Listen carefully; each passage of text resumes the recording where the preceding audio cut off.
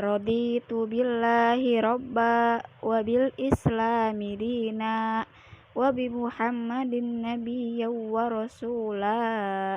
Rabbi zidni ilma warzuqni fahma. Amin amin ya rabbal alamin. Kisah sujudnya kaum musyrikin dan kembalinya kaum muslimin dari hijrah tahap pertama. Pada bulan Ramadan di tahun kelima kenabian, Nabi pergi ke Masjidil Haram. Ketika itu ada banyak kaum kafir Quraisy dan para pembesarnya berada di sana. Kemudian berdiri di tengah mereka sembari melantunkan Al-Quran surah An-Najm tanpa sepengetahuan mereka. Orang-orang kafir Quraisy sebelumnya tidak pernah mendengar langsung kalamullah, karena salah satu upaya mereka menentang ajaran Islam yaitu dengan cara membuat kegaduhan saat mendengarkan bacaan Al-Quran. Sampailah Rasulullah pada akhir surat An-Najm, ketukan yang membawa hati seakan terbang melayang. Beliau membacakan surat An-Najm ayat terakhir yang berbunyi, "Maka bersujudlah kepada Allah dan sembahlah Dia." Kemudian Rasulullah bersujud. Melihat pemandangan tersebut, tidak ada seorang pun yang dapat menahan diri untuk tidak ikut bersujud, sehingga mereka pun bersujud bersama beliau. Kejadian tersebut mendapat kecaman dari teman-teman mereka yang tidak sempat hadir di Masjidil Haram dan membalikkan fakta yang sebenarnya. Mereka mengatakan bahwa Nabi Muhammad SAW telah bersujud terhadap berhala mereka. Berita sujudnya kafir Quraisy sampai ke telinga kaum muslimin yang ada di Habasyah.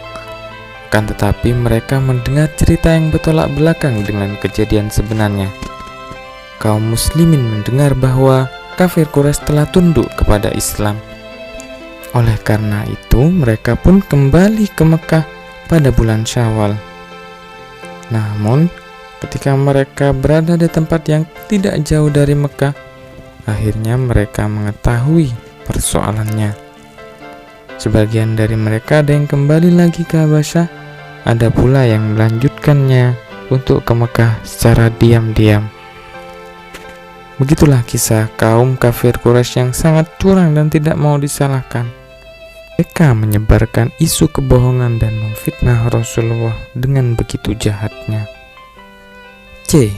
Alasan Nabi Muhammad SAW memerintahkan sahabat hijrah ke Habasyah. Nabi memerintahkan kaumnya untuk berhijrah ke Habasyah dikarenakan rajanya terkenal bijaksana. Seiring dengan berjalannya waktu, pemeluk Islam semakin banyak dan kaum kafir Quraisy semakin marah, geram. Dan dalam keadaan ini turunlah firman Allah surat Az-Zumar ayat 1-10 yang mengisyaratkan kaum muslimin untuk berhijrah dan mengabarkan bahwa bumi Allah tidaklah sempit. Akhirnya setelah turun firman tersebut, Nabi menyadari bahwa Mekah bukanlah tempat yang baik dan aman untuk menyebarkan agama Islam. Mereka harus memikirkan siasat agar lolos dari siksaan kaum kafir Quraisy yang keras. Hingga akhirnya Nabi menyuruh kaum muslimin untuk hijrah ke Habasyah secara diam-diam, agar para kaum muslimin bisa beribadah dengan damai dan tenang. Begitulah anak-anak kisahnya hijrah ke Habasyah.